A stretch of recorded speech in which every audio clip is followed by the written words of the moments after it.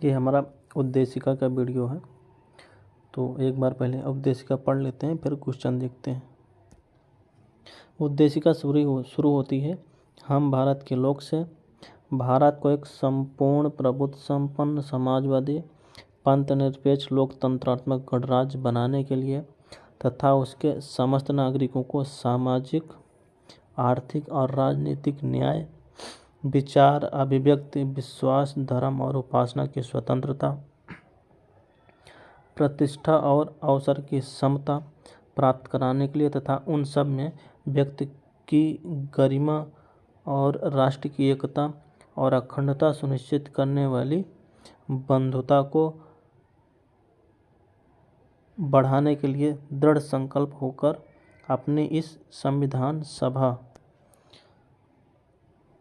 सभा में आज, इसकी डेट है 26 नवंबर 1949 को एतद द्वारा संविधान को अंगीकृत, अधिनियमित और आत्मार्पित करते हैं।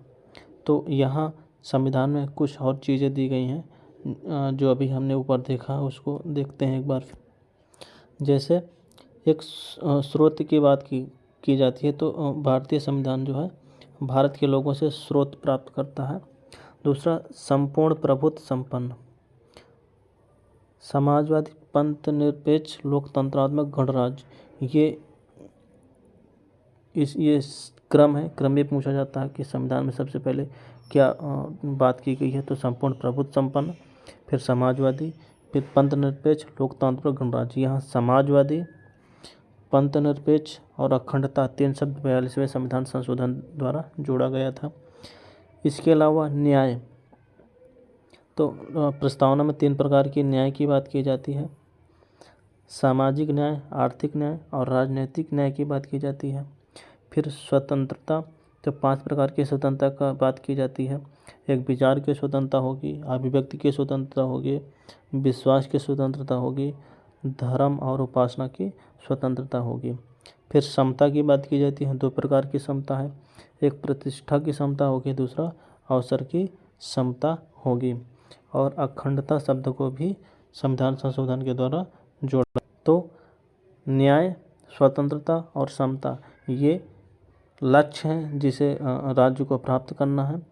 संविधान अपनी शक्ति भारत के लोगों से प्राप्त करेगी और जो अंगीकृत करने की तारीख है 26 नवंबर 1949 वो भी बताई गई है।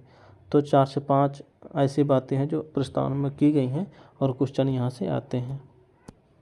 पहला क्वेश्चन है प्रस्तावना में, भारत के संविधान में 3 प्रकार का न्याय, 5 प्रकार की स्वतंत्रता, 2 प्रकार की समानता और 1 प्रकार के भ्रातृत्व का उल्लेख किया गया है। तो वो कहाँ है? प्रस्तावना में इन सब का उल्लेख किया गया है। भारत के संविधान के निर्माताओं का मत प्रतिबिंबित होता है उद्देशिका यानी प्रस्तावना में। तो प्रस्तावना हमारा भारतीय संविधान का आदर्श है।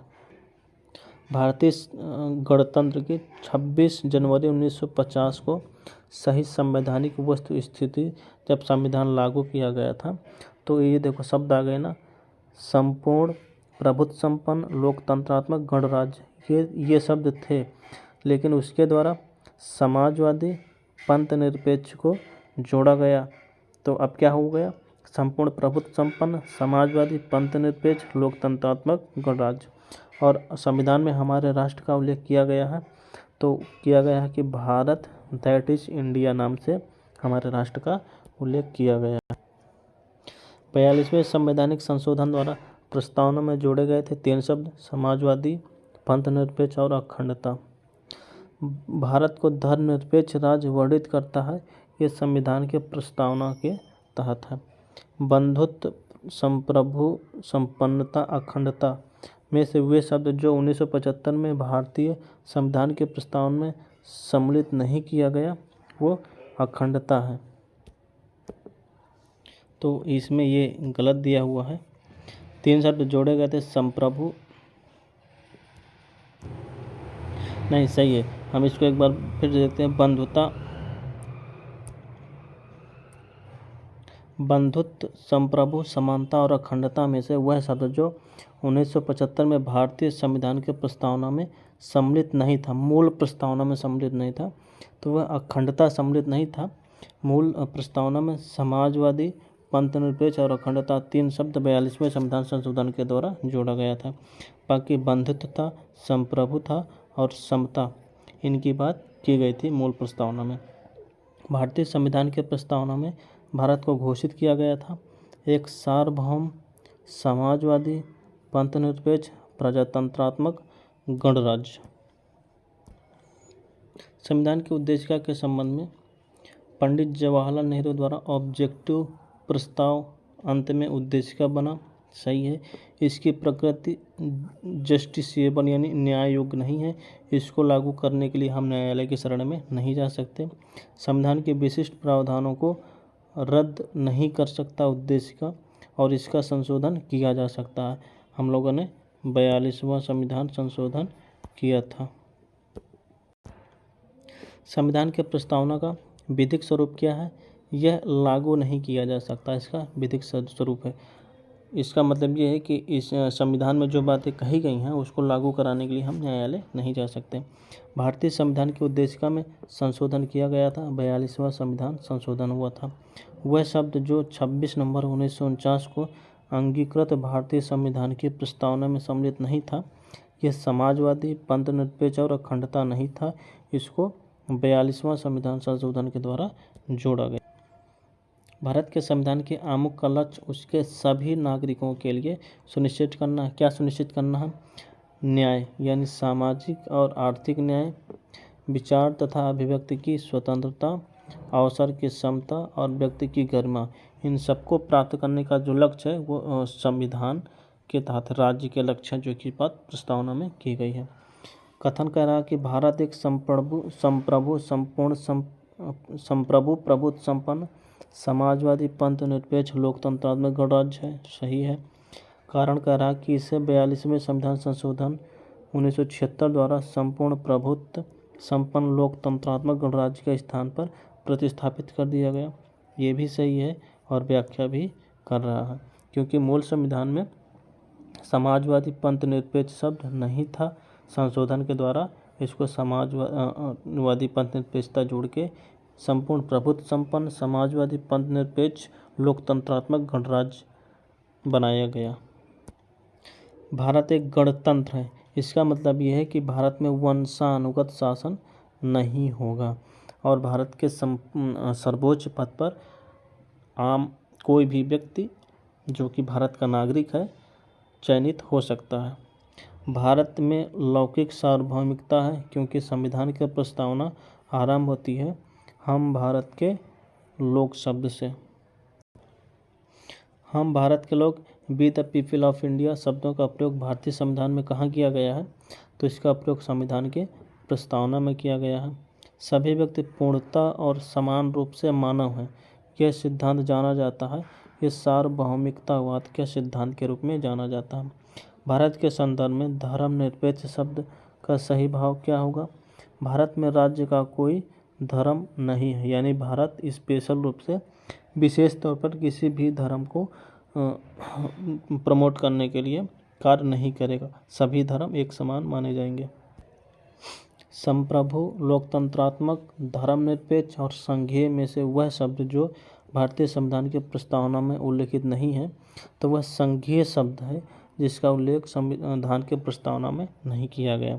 समाजवादी, पंथनिरपेक्ष, संप्रभुता और लोक कल्याण में से भारत के संविधान में उद्देशिका में नहीं वर्णन किया गया है, तो यह लोक कल्याण का वर्णन उद्देशिका में नहीं किया गया है। ऐसे ऐसे क्वेश्चन फंसाने के लिए आते हैं और बहुत क्वेश्चन पूछे जाते हैं। भारतीय संविधान के प्रस्तावना में वर्णन नहीं है। आर्थिक स्वतंत्रता का वर्णन भारतीय प्रस्तावना में नहीं किया गया। भारतीय संविधान के प्रस्तावना में क्या उल्लिखित नहीं है? धार्मिक न्याय की बात नहीं की गई है। संविधान की प्रस्तावना के बारे में समाजवादी, पंथनिरपेक्ष शब्द 1950 में लागू संविधान के अंग नहीं थे। ये शब्द 42वें संशोधन 1976 के द्वारा जोड़े गए थे। ये सही है। संविधान का वह भाग जो उसकी आत्मा कहलाती है, तो एक तो उद्देशिका होती है संविधान की आत्मा, लेकिन डॉक्टर भीमराव अम्बेडकर ने अनुच्छेद 32 को संवैधानिक उपचारों का अधिकार जो है अनुच्छेद 32 उसको संविधान की आत्मा कह के पुकारे हैं। भारतीय संविधान की प्रस्तावना को हमारे संप्रभु प्रजातांत्रिक गणतंत्र की जन्म कुंडली किसने कहा कि तो जन्म कुंडली के.एम. मुंशी ने कहा है। प्रस्तावना को जो संप्रभु भारत की जो कुंडली है के.एम. मुंशी ने कहा। संविधान एक पवित्र दस्तावेज है, यह भीमराव अंबेडकर ने कहा है। बेरूबारी, सज्जन सिंह, गोलकनाथ और केशवानंद भारती वादों में से किस वाद के निर्णय में सर्वोच्च न्यायालय ने सबसे पहले घोषित किया कि उद्देशिका संविधान का हिस्सा नहीं है? तो यह बेरूबारी केस में सर्वोच्च न्यायालय ने कहा था कि उद्देशिका यानी प्रस्तावना संविधान का हिस्सा नहीं है। उच्चतम न्यायालय ने यह धारणा प्रस्तुत की कि उद्देशिका संविधान का भाग है, तो ये बम्बई बनाम यूनियन ऑफ इंडिया वाद में। पहले तो बेरूबारी वाद में सर्वोच्च न्यायालय ने कहा कि प्रस्तावना संविधान का हिस्सा नहीं है। फिर जब दूसरा वाद आया बम्बई बनाम यूनियन ऑफ इंडिया, इसमें सुप्रीम कोर्ट ने उद्देशिका को संविधान का भाग मान लिया। सर्वोच्च न्यायालय ने प्रस्तावना को भारतीय संविधान की मौलिक संरचना का भाग स्वीकार किया है। तो केशवानंद भारती विवाद में भारतीय संविधान सुप्रीम कोर्ट ने